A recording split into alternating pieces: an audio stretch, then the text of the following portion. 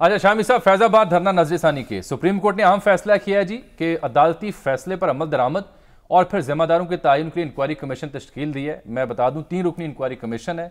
इसमें साबिक IG ताहिर आलम, साबिक IG अख्तर अली शाह और सेक्रेटरी दाखिला साबिक खुशहाल खान ये शामिल हैं।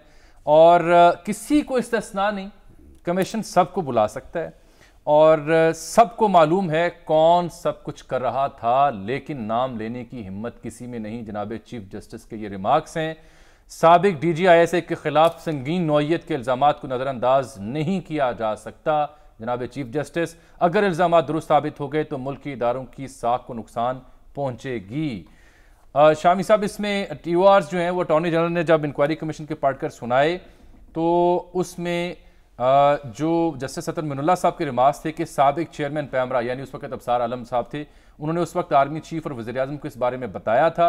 ये कमीशन आंखों में धूल भी बन सकता है और नया ट्रेंड भी बना सकता है। पैमरा हुकूमत और इदारों को ड्यूटी बताई गई थी, वो नजर सानी में आ गए और उन्होंने कहा जी हम वफाकी हुकूमत को कोई डायरेक्शन नहीं दे रहे, अपने तहफ़्फ़ुज़ात से आगाह कर रहे हैं। अबसार आलम साहब ने कहा कि 2 रिटायर्ड अफसरान साबिक DG ISI चीफ जस्टिस या वज़ीर आज़म को बुला सकेंगे, इस पर शक है। तो चीफ जस्टिस ने कहा आपके शक की बुनियाद क्या है, हम इस पर नजर रखेंगे। आप 2 महीने बाद कमीशन का काम देखकर जो कहना हो तब कहें। कमीशन जिसे बुलाए वो ना आए तो उसे कमीशन गिरफ्तार कर सकता है। 60 दिन के अंदर कमीशन की रिपोर्ट आएगी, इसे हम भी देख लेंगे।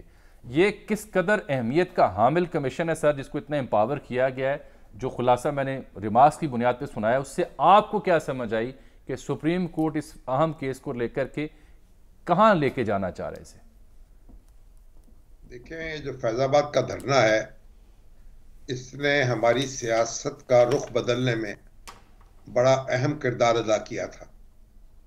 अब उसके पीछे क्या था, कौन क्या कर रहा था, वो कहाँ बैठा हुआ था और वजीर आजम हाउस में क्या हो रहा था और वजीर आजम हाउस के बाहर क्या हो रहा था।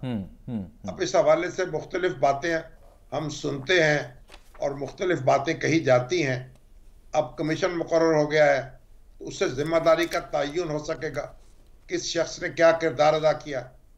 पाकिस्तान में कमीशन तो बहुत बने हैं, उनकी रिपोर्टें भी मुरतब हुई हैं, लेकिन कभी तो वह मंजर आम पर नहीं आई और कभी आई हैं तो उन पर कोई अमल नहीं हुआ। तो आज ये जो कमीशन कायम हुआ है, अल्लाह करे कि ये अपने फ़राइज़ अदा कर सके, जिम्मेदारी का तयन कर सके और नया कोई पंडोरा बॉक्स खोलने की बजाय को हमारे जितने खुले हुए बॉक्सेस हैं उनको समेट सके। नहीं सर, ये तो आपकी ख्वाहिश है और साहिब आपकी राय है, लेकिन इसका मैं क्या करूं। जो द टर्म्स ऑफ रेफरेंस हैं, TOR हैं कमीशन के, जो 4 लिखे हैं, मैं पहला पढ़ के आपकी और डॉक्टर साहब की और सलमान साहब की तवज्जो चाहूंगा।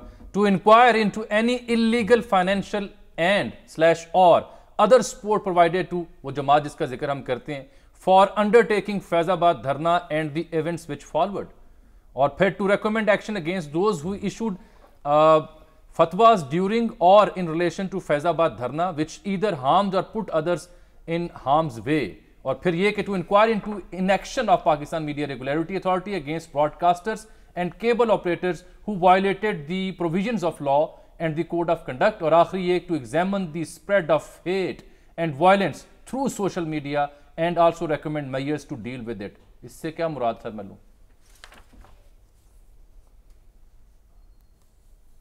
शामी साहब देखें, जो कुछ हुआ है उसका तयन हो जाए और उसके जिम्मेदार जो हैं वो बेनकाब हो जाएं, उनके खिलाफ एविडेंस आ जाए तो एक अच्छी बात है।